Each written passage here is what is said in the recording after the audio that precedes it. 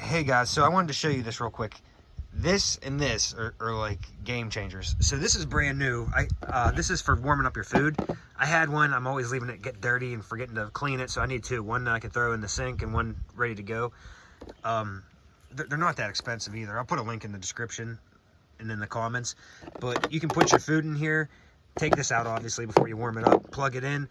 It'll plug into your power outlet in the truck, car, or your jumper box. If you're camping, these things are game changer for yourself. For fishing even, you can plug your phone in while you're fishing. You can warm up some food in this thing. And yeah, this is pretty sweet for lunch though. I like to put maybe some lasagna, spaghetti, whatever in here.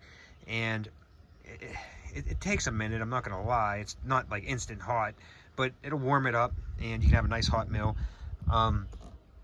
This right here, oops, I have that on. So for jumping your car, your truck, whatever, you just turn it to on and connect these to the negative and positive, and bam. For charging your phone, you can plug it in right here, or you can use a cigarette lighter adapter.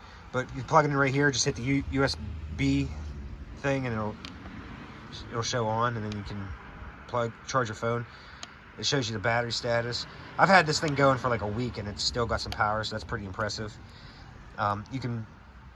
It doesn't put the air pressure out there, obviously, but if you were like a few pounds light in your car tire, you can pump it up, bike tire, whatever.